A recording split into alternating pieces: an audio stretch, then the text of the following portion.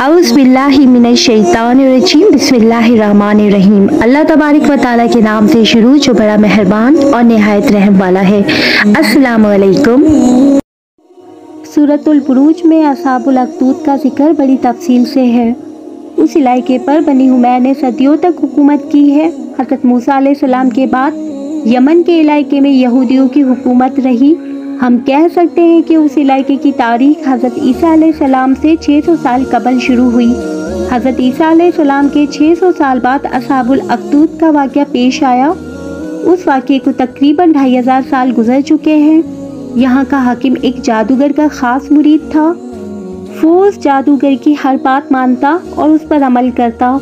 बादशाह अकीदा के एतबार से यहूदी था, मगर दीन से इतना दूर था कि अल्लाह ताला पर ईमान खो बैठा और अपनी पूजा शुरू करा दी और अपने आप को खुदा कहलाने लगा।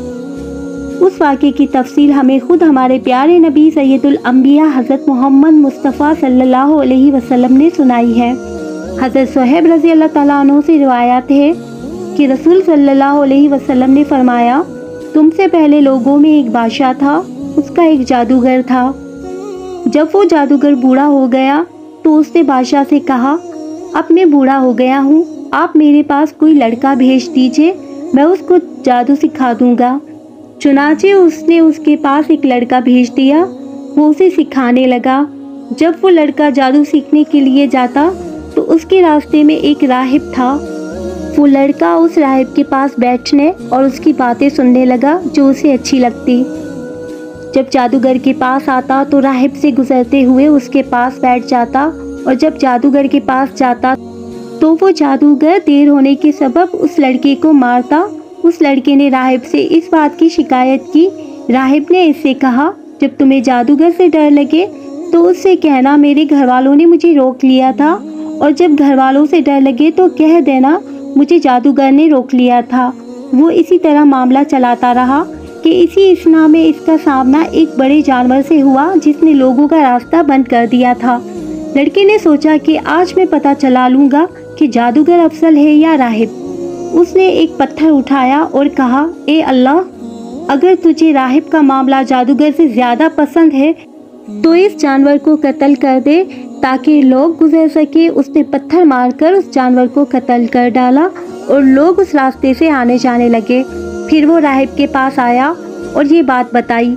राहिब ने इससे कहा, बेटा, आज तुम मुझसे अफसल हो। तुम्हारा अल्लाह के यहाँ मकबूलियत का मामला वहाँ तक पहुँच गया है जो मुझे नज़र आ रहा है। अब जल्दी तुम्हारी आजमाइश होगी। जब तुम आजमाइश में मुब्तला हो जाओ तो मेरी निशानदही न कर देना। ये लड़का मातर साथ अंधे और फुलबेरी के मरीजों को ठीक कर देता था और लोगों की तमाम बीमारियों का इलाज कर देता था। बादशाह के एक मसाहिब ने जो अंधा हो गया था ये बात सुनी तो वो बहुत से हदिये ले आया और कहा, जो कुछ है अगर तुमने मुझे शिफा दे दी तो सब तुम्हारा है। लड़के ने कहा, मैं किसी को शिफा नहीं देता, शिफा तो अल्लाह देता है। अगर तुम अल्लाह पर ईमान ले आओ तो मैं अल्लाह से दुआ करूँगा, अल्लाह तुम्हें शिफा अता फरमा देगा। वो अल्लाह पर ईमान ले आया और अल्लाह ने इसे शिफा दे दी। वो बादशाह के पास गया और पहले की तरह इसके पास बैठ गया। बादशाह ने इससे पूछा, तुम्हारी बीनाई किसने लौटा दी? उसने कहा, मेरे रब ने। बादशाह ने कहा, क्या मेरे अलावा तेरा कोई और रब है? तो उसने कहा, मेरा और तुम्हारा रब अल्लाह है।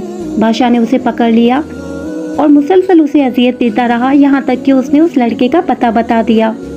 उस लड़के को लाया गया। बादशाह ने उससे कहा, बेटे, तुम्हारा जादू यहाँ तक पहुँच गया है कि तुम मादरजात अंधों को ठीक कर देते हो और फुलबेरी के मरीजों को तंदुरुस्त कर देते हो। तो उसने कहा, मैं किसी को शिफा नहीं देता, शिफा तो सिर्फ अल्लाह देता है। बादशाह ने उसे पकड़ लिया और उसे मुसलसल अजियत देता रहा, यहाँ तक कि उसने राहिब का पता बता दिया। फिर राहिब को लाया गया। बादशाह ने राहिब से कहा, अपने दीन से फिर जाओ। राहिब ने इनकार किया तो उस बादशाह ने आरा मंगवाया और उसके सर के दरमियान में रखा और उसे चीरा, यहाँ तक कि उसके 2 टुकड़े होकर इधर उधर गिर गए। फिर बादशाह के मसाहिब को लाया गया। उससे कहा गया, अपने दीन से फिर जाओ। उसने भी इनकार कर दिया तो बादशाह ने उसके सर पर भी आरा रखा और उसको चीर दिया। उसके भी 2 टुकड़े होकर इधर उधर गिर गए। پھر اس لڑکے کو لایا گیا اور اس سے کہا گیا اپنے دین سے پھر جاؤ۔ اس نے انکار کیا تو اس بادشاہ نے اسے اپنے چند ساتھیوں کے حوالے کیا اور کہا اس کو فلاں فلاں پہاڑ پر لے جاؤ۔ جب تم پہاڑ کی چوٹی پر پہنچو تو پھر بھی اگر یہ اپنے دین سے پلٹ جائے تو ٹھیک، ورنہ اس کو اس چوٹی سے نیچے پھینک دو۔ چنانچہ وہ اس لڑکے کو لے گئے اور اسے لے کر پہاڑ پر چڑھ گئے۔ اس لڑکے نے دعا کرتے ہوئے کہا، اے اللہ، تو جس طرح سے چاہے میری ان کی طرف سے حفاظت فرما۔ چنانچہ پہاڑ نے ان کو زور سے ہلایا اور وہ تمام لوگ جو لڑکے کے ساتھ گئے تھے گر گئے۔ وہ لڑکا چلتا ہوا بادشاہ کے پاس آ گیا۔ بادشاہ نے اس سے پوچھا، تیرے ساتھ جانے والوں کا کیا بنا؟ لڑکے نے جواب دیا، اللہ نے مجھے ان سے بچا لیا۔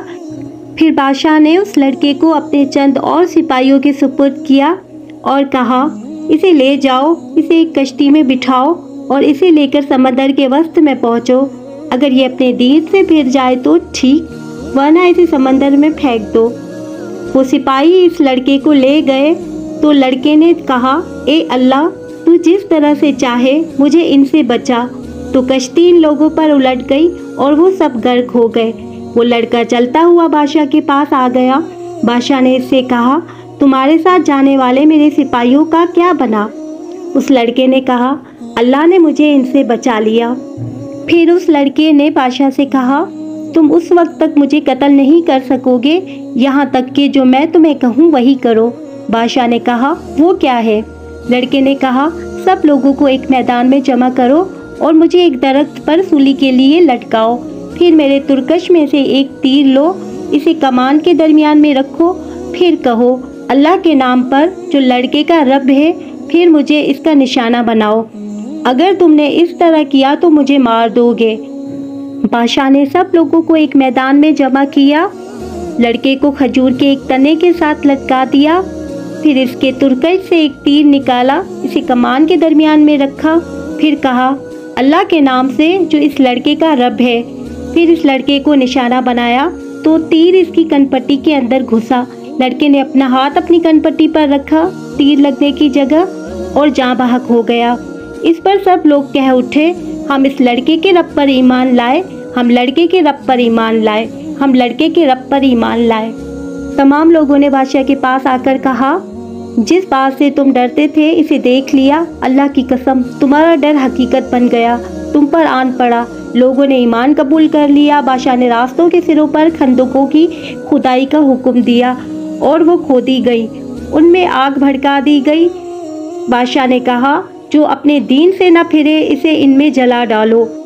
یا اس ایمان لانے والے سے کہا جاتا، اس کے اندر گھسو، تو وہ ایسا کر گزرتے، یہاں تک کہ ایک عورت آئی، اس کے ساتھ ایک ننھا منھا بچہ بھی تھا۔ اس عورت نے اس میں گرنے سے انکار کیا تو وہ بچہ بول پڑا، میری ماں، صبر اختیار کر، تو یقیناً حق پر ہے۔ اس قصے کو بیان کرنے کے بعد ابن اسحاق نے لکھا ہے کہ لڑکے کے قتل کے بعد اہل نجران نے لڑکے کے دین یعنی دین نصرانیت کو قبول کر لیا تو ذو نواز بادشاہ اپنے لشکر سمیت ان کے پاس آیا۔ اس نے انہیں یہودیت قبول کرنے کی دعوت دی اور انکار پر قتل کی دھمکی دی۔